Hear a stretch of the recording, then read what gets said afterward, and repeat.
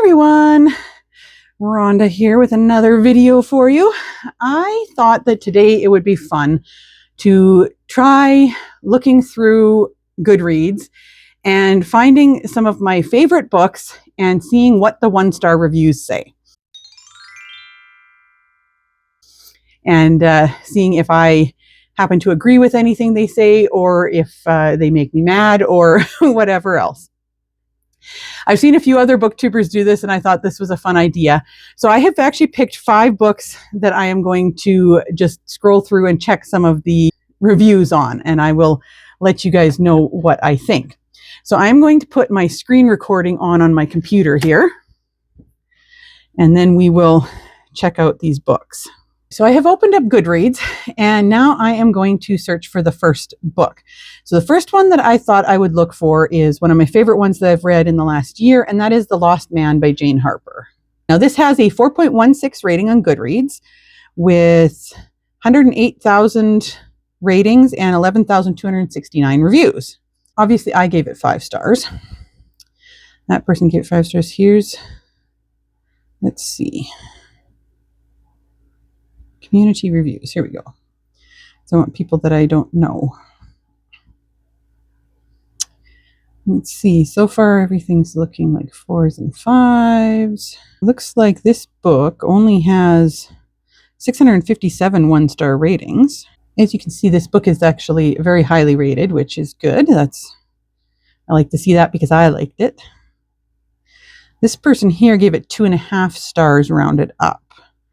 Let's just see what they said. I'm in the minority on this one. I think I'm the only one who gave this 3 stars. I loved The Dry.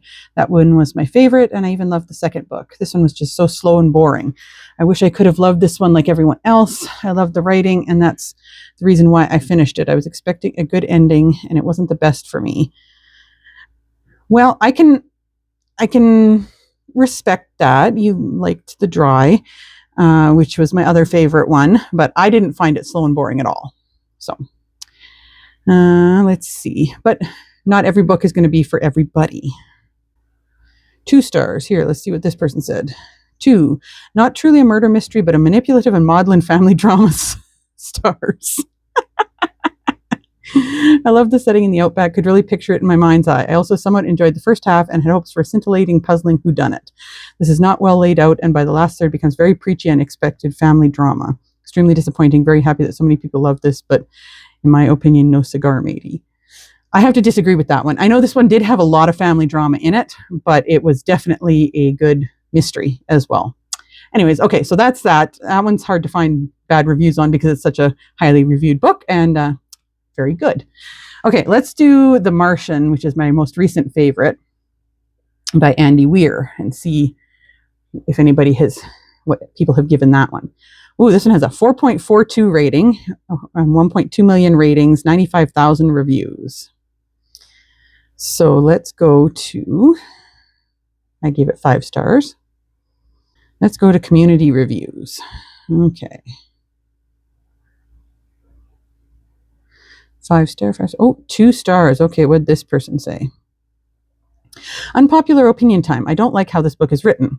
Watney's journals read like a nerdy blog rather than a dramatic survivor's diary. But he is a nerd, so of course they'd read like a nerdy blog. It's hard to find something harrowing and traumatic when the protagonist is saying yay a lot and making incessant corny puns. 3.6 pirate ninjas. Yay, oxygen. For me, those aren't funny. They're almost embarrassing. I found them very funny. I found his sense of humor to be one of the highlights of the book for me. No matter what horrible thing is happening to Watney, he's sure to pull through, but not before laying a smug, cutesy zinger on us. It sucks all the tension out of any situation, which is the complete opposite of what I want in a book that's supposed to be a thriller. Now, don't get me wrong, Andy Weir is a great technical writer. When Watney isn't being a wacky douche, she's going on and on about some technical or mechanical or biological process that, with me not being a scientist, usually goes over my head. And that's fine. I have no fault with the book that's factually complicated like that. In fact, it's really admirable and cool that Weir was able to pool all of his expertise into a book about survival on Mars. That being said, other aspects of the book suffer. Okay, that was too long for me to keep reading. But anyways, I highly disagree. I thought that the sense of humor made it very entertaining and fun to read, as well as it making the character more endearing to you as a reader. And I also thought that his journals were supposed to read like a nerdy blog because he's a nerd and he makes no bones about that. So, okay, here's another 2-star vlog or 2-star rating. These are older from 2014, but oh well. Crap, my astronaut crewmates accidentally left me behind on Mars. I'm fucked. I'm going to die. Oh, wait. I just thought of something highly logically unlikely and technically complicated that I'm sure to pull off without a hitch, because did I mention that I'm plucky and ingenious?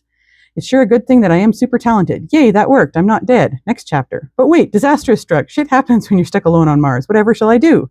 Oh my God, I just had a great idea. It's a good thing I'm so naturally optimistic, because it sure would make a bummer book if I ever showed any signs of being depressed or having any kind of mental deterioration after spending nearly 2 years in total solitude. Now I've got the fighting spirit. I can create a life support system out of duct tape. What does Mars actually look like? Is there anything interesting from a scientific perspective about it? Who cares? I'm busy growing potatoes and shit and watching Three's Company. Did I mention that disco sucks? Repeat for a while. I do not get the hype. Okay, that was actually kind of funny. But I like his plucky ingeniousness, because how else would he survive on Mars by himself if he wasn't plucky and ingenious? And I think it does go into some of the things that start depressing him and those sorts of things as well. I thoroughly enjoyed that part. Okay, let's see if we can find one more. Well, here's a 1-star. This person says, thank God that's over. Everyone has been talking about The Martian, and I literally mean everyone. Since the moment I saw the cover and the raving reviews, I knew I had to pick it up. There's a reason people are talking about this book. I just don't effing get it.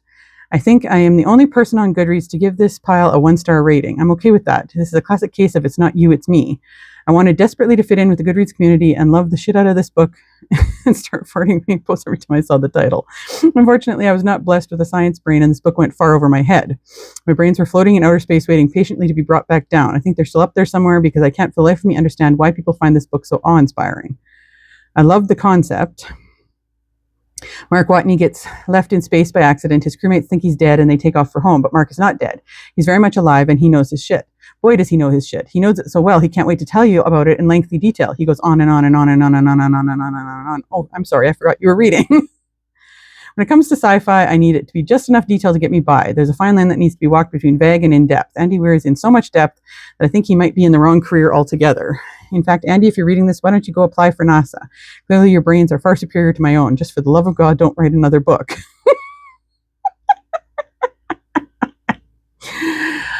I thoroughly disagree with that one too. I thought that the depth that he went into on everything was highly entertaining and made it even more interesting, because he was explaining how you would potentially survive in a situation like that. So I disagree with that one. Oh, here's another 1-star. Let's see what this one says. How can I say this to you? This was one of the most boring books I've ever had the displeasure of reading. I was really looking forward to reading this book.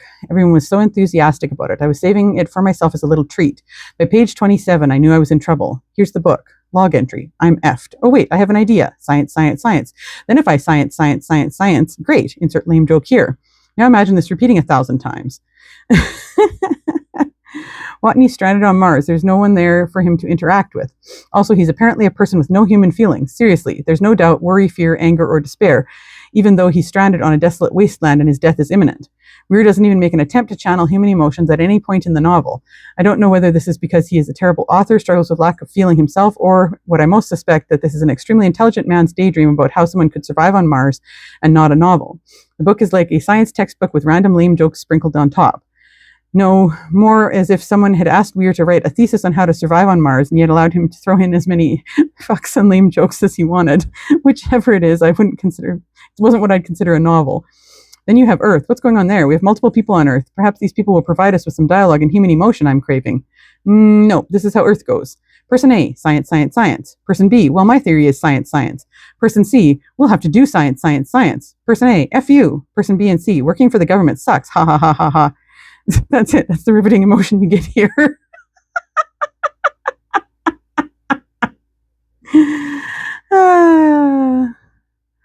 I again disagree.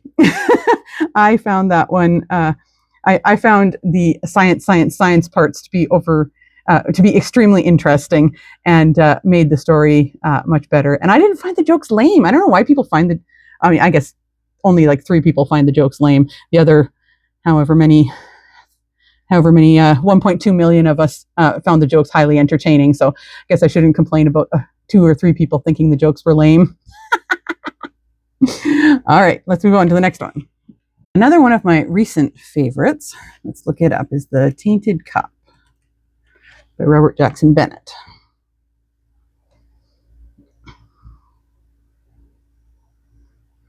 4.3 stars, 57,000 ratings, 10,570 reviews. So that's good. Let's see. There were only 311 one-star reviews and 1,067 two-star reviews.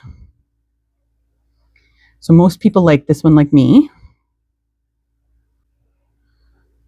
Oh, here's a 1-star. Okay, let's see what this person had to say. The overall vibes. Okay, my synopsis. I don't really need your synopsis. What I liked, the Anna Delabra and Dinios Cole dynamic duo. The only reason this book got any stars from me at all is because of our 2 main characters and the relationship between one another. The feeble, insecure Dinios and his witty, foul-mouthed superior Anna had me cackling. I also like the concept of grafting yourself to have different magical abilities. What I disliked, mostly everything. I also seem to be one of the very few who strongly disliked this book, but oh well. Too much, too much. Don't get me wrong, I love fantasy, mystery, sci-fi, I love all of the things, but I felt extremely overwhelmed with this world and its many facets. I felt like this author threw up everything fantasy and sci-fi and put it in this book with no real rhyme or reason. I became lost in the beginning of the book and made myself stick it out despite wanting to DNF so bad. This was a struggle to ingest. There was no real backstory to anything, which made diving into a complex world really difficult for me. Slow pacing, unbelievably painfully slow. Zero suspense for a mystery. Again, boring. I grew wildly impatient to receive some sort of thrill that really only came toward the end. At least it gives us more breadcrumbs to keep us guessing or wanting more. Again, nothing really happened till much later. No attachment to the world or characters. I'm sad to say I didn't truly connect with anything in the book. Yes, I was entertained by our main characters' banter, but did I connect with them? No. Was I rooting for them in any way? Not really. I'm so enthralled when I begin a new universe and want to learn everything about it. I'll geek out over it, but this world felt so off. This book was horrible. I'm sorry it had me in the most painful reading slump, hence me not being so active on here. But now I'm back. Okay, number 1, I think that I don't think it was slow. I think it was a mystery, not a thriller. And that's what I think a lot of people don't get when they read books that are mysteries, is that there doesn't have to be all these thrilling moments in a mystery. A mystery is about solving the mystery. And I don't understand how you couldn't get attached to those characters, because I absolutely adored all the characters. I loved Din so much. He's like my favorite character, and I just couldn't wait to read more about him and Anna. So I disagree with that one. Let's see, what else can we find? 2 stars. Okay. Oh no, I fear I'm the outlier in this situation. Please take my review lightly, as it seems that most people loved it while I struggled through it. My 2 main issues were the fantasy world as well as our 2 main characters. This is ironic because I've seen several people say this is their favorite parts of the story. While I saw one reviewer say that this is an easy fantasy read for those who don't often read fantasy, I felt the opposite. It took me ages to get into this universe. I think half of it was the fantasy world itself, the other was the writing style. I felt like I was trudging through, never feeling fully immersed or entertained. My other issue was the 2 main characters. I just didn't really care for them. I kept waiting for some form of attachment or to even care what they were doing, but I was never sold on Anna and her eccentricities, and I couldn't care less for Dinios. For a murder mystery, I felt very little suspense and mostly just impatience. I don't understand. I mean, I can understand the fantasy world part, because I did find at the beginning of this one that it took me a little while to figure out the fantasy world. Now, I'm fairly new to fantasy, so I'm learning about it. But I didn't have trouble once I kind of accepted what the world was like. I didn't have trouble getting into it, but I can't understand how anybody could not get attached to the characters. Like, honest to God, especially Din. Like, he was such a good character. I do not understand anybody who couldn't get attached to Din. That's just, we must like very different characters. Okay, we'll find one more. Oh, this person DNF'd it. Let's read what they said. DNF'd at 54% because I just can't pretend to care. I was interested in the first 10%, which was mostly describing the murder, the house where it happened, and all the members of the household. I was like, okay, this could be fun. But then it keeps going, and I'm just like, what's the point? These characters don't move me. They're fine. Well, that lady becomes annoying, and it just feels so slow and yet not worth it for me. Or not worth it to finish, not for me. Again, the characters, I don't understand. I love those characters so much. Guess that's why there's different authors, because there's different people like different characters. But I loved Din. And Anna too was really cool and interesting. But Din was like an awesome character. Anyway, let's move on to the next one. Okay, I'm going to look up Starter Villain by John Scalzi, because I loved the humor in this one, but I know humor can be a little divisive. So let's see what people said about this one. 4.12. I like that I'm in the majority on all of these ones. 87,925 ratings, 13,701 reviews. Let's see. Community reviews. So we're 466 1 stars and 2,350 2 stars. Okay, well, let's read this one. What a dumb and funny book. How is this so popular? I will never understand. But the sense of humor was good in the beginning, and it reminds me of superhero movies, or in this case, Supervillain. And also, Charlie gives me Gru vibes from Despicable Me. It's like a children's story written for adults. P.S. Dolphins were the best, them dirty mouth creatures. Well, I will agree that the dolphins were absolutely freaking hilarious. Yeah, I love this book. I love that it was dumb and funny, and it was meant to be. Here's a 2-star review. Reading this book is like how I imagine taking an intro to finance course with a bunch of dude bros would be. Okay, that one's kind of funny. I disagree, but that was a funny review. Let's see if we can find a 1-star review. Oh, here's a 1-star. For the audiobook. Okay, I never listened to the audiobook, but the main character is a Will Wheaton insert, and he might be more annoying. I pretty much checked out when Charlie said, whined, screamed, "Did you ever think I might not want to be part of an organization of old sexist assholes?" Unbearably and extremely cringe. No, this isn't my first rodeo with Scalzi and or Wheaton, but this is unbearable. I dove in with an open mind, and they beat the open-mindedness out of me by 6 hours of an 8-hour book. I don't care how it ends. In my mind's eye, the cats live happily ever after, and Charlie dies painfully. Now, I never listened to the audiobook, but I disagree about the characters. I thought Charlie was a lot of fun, and it was fun watching him stumble through everything that happened because he was so not into it. That was funny.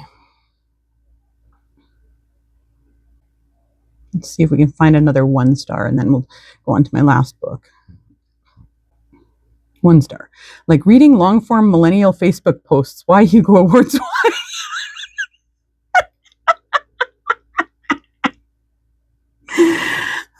Okay, that one's just kind of funny.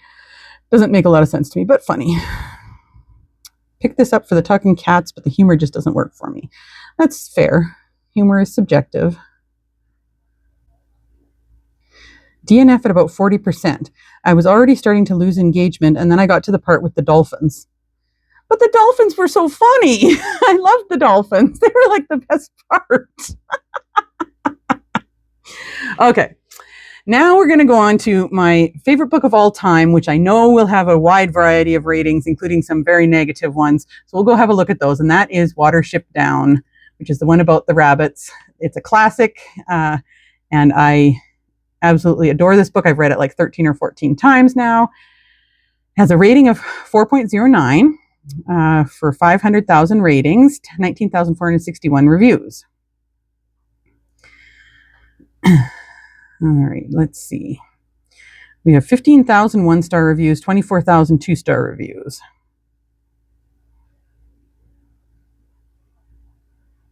So let's see. There are plenty of 1-star reviews, so I should be able to find one.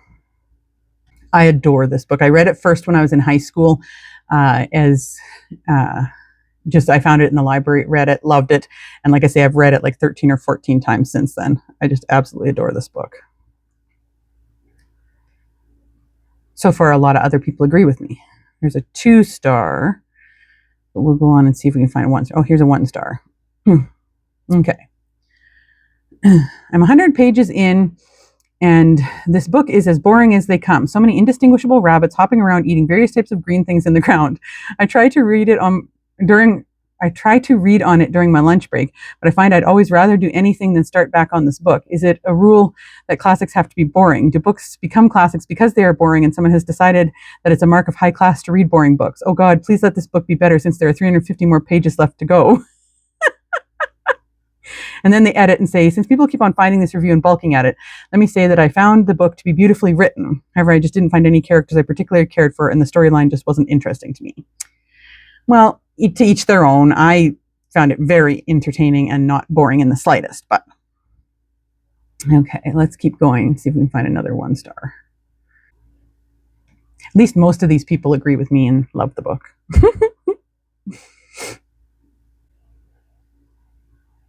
Here's a 1-star. Okay. Nope, nope, nope, nope, nope. I thought this was going to be a lovely story about adorable rabbits having an adventure.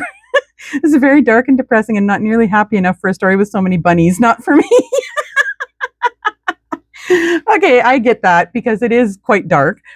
I didn't find it depressing. I find it dark and everything, but it's highly, highly entertaining, and the ending is so good. And I love the bunnies' mythology and everything. And this is what started my love of bunnies, is this book. So, but I do understand a lot of people do find it somewhat dark and depressing, but I don't really understand the depressing part because, yeah, there are a few depressing moments in it. And there's like a certain moment that makes me cry every time I read it. But overall, I love the story. I love the characters. I love the ending, everything. So, but I get it. Here's another 1-star. I just don't get it. As of today, Watership Down has an average of 4.03 out of 5 from 228,000 ratings. Did we read the same book? I really don't get it. I would even be hard-pressed to finish reading this book if I read it aloud with my children. That may be the only way I would finish this book, or maybe if I was stranded on a stranded island and this was the only book I had. The writing was good, but the story was so stinking boring. Under normal circumstances, I give a book 100 pages before I give up. There are some exceptions. This book is really about rabbits. I was thinking maybe it was a metaphor or something. I'm into apocalyptic fiction, so I thought maybe this is a bunny apocalypse, man infringing on nature, that sort of thing. Well, I guess that could be the case, but it was so stinking boring I never cared even enough to entertain the idea. Add that to the pellets. There are several references to eating pellets. Let's go eat pellets. Then it dawned on me that they were eating their own poop. I found it a bit disturbing that they would so casually discuss eating their poop and do it together, like at a bunny dinner table, i.e. the So I brought it up on an online discussion. It turns out pellets are pre-poop and rabbits have to eat them or they will die, sort of like birds regurgitating food and then eating it again. So my next logical question is, do the pellets come out of the mouth or the butt? They come out of the butt. I understand that rabbits have to eat them. Still, ew.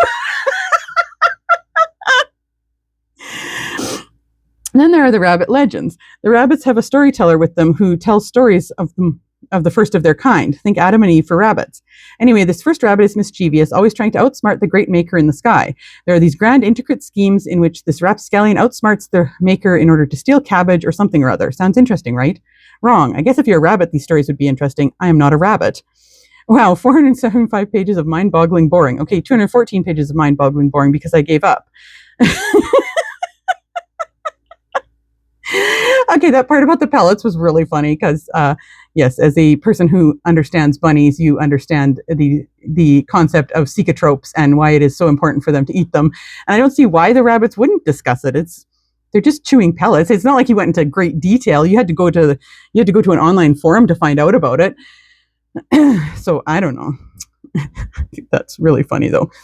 Okay, let's see if we can find at least one more because these are funny. So far, I'm agreeing with a lot of the lines that I'm seeing on these 5-star reviews, like, possibly the greatest fantasy adventure book I've ever read. Love that one. There was one who said it reminds him of Tolkien. Yeah, I love that one. Terrific book. 1 star. I don't have much to say. It was long. It was incredibly boring. Yes, it was dark. Yes, I'm all for satirical books kind of like this, but this dragged and didn't stop.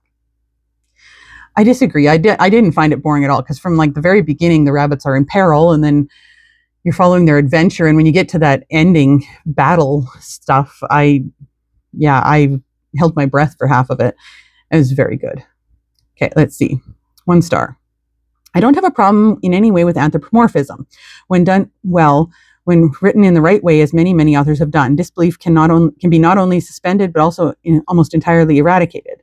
In Watership Down, unfortunately and disappointingly, this all feels not only dull and dreary, but ultimately just silly and inane. Apologies, as I know there are many who are big fans of this novel. Okay, well, to each their own. I had no problem with the anthropomorphism in the book. I thought it made perfect sense. Let's see.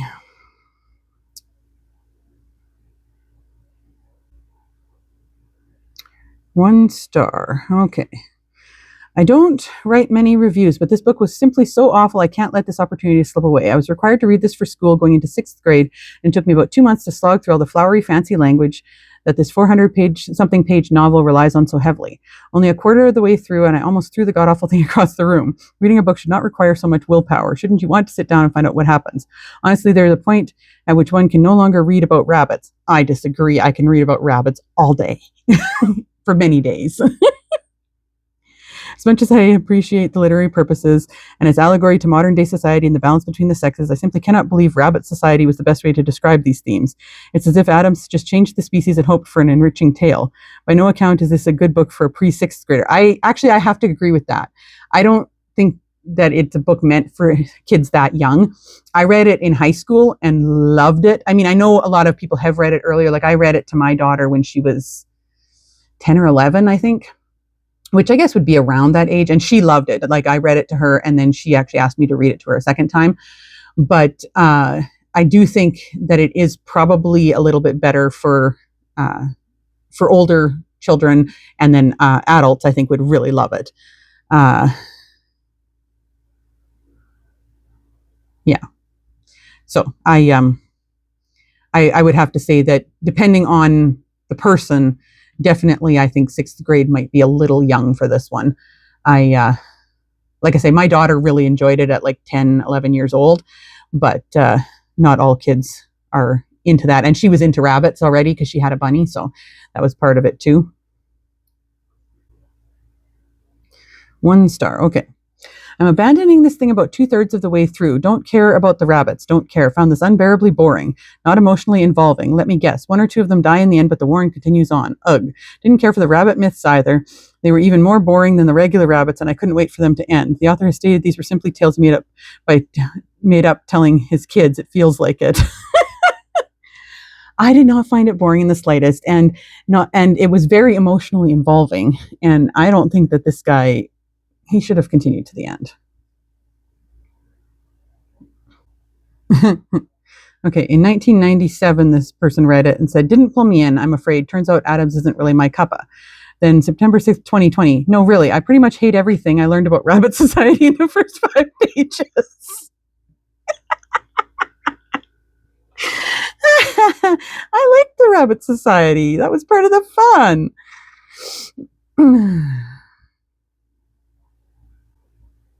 1 star. Okay, let's see. Here's another for my will not finish pile. I understood Watership Down was a story that Richard Adams made up for his children. Unless his children were much older than I pictured, I think 75% of what I've read so far would have terrified small children. I had never read it before, and I thought I'd give it a try. I'm a little less than halfway through the book, and I think I'm done. I was hoping for something a little more lighthearted and whimsical. I know reality isn't that way, but I don't need to read about rabbits dying, fighting each other, or being run over by cars. The book could still have been written for adults with less gruesome, disturbing details. But then I always enjoyed animal books like Winnie the Pooh, so there must be something wrong with me. Well, I do agree this probably isn't a good book for young children. But I don't remember none of the rabbits got run over by a car. They talked about the danger of the road. None of them got run over by a car. It definitely is not lighthearted and whimsical. It is definitely a bit dark, but still highly entertaining.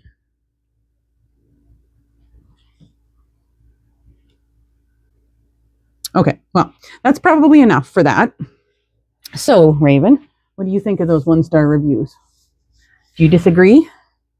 I know I disagree with them. Those are some of my favorite books. Well, thank you guys for watching that. And let me know down in the comments if you've read any of these books and what you thought of them.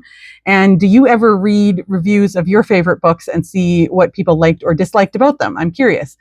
I usually, when I'm done reading a book, I usually scroll down and read a few of the reviews just to see what people are saying. I typically tend to read the reviews more often if it's something that I didn't like, because I want to see if other people felt the same way as me. And it kind of validates your feelings. But reading these ones that it's reading 1-star reviews of my favorite books has been quite funny. So anyways, I hope you guys enjoyed that as much as I did, and I will see you guys soon on my next video. Give me a like and a subscribe if you haven't already. Let's turn off the recorder. Yeah, give me a like and a subscribe if you haven't already, and I will see you guys soon on another video. Bye.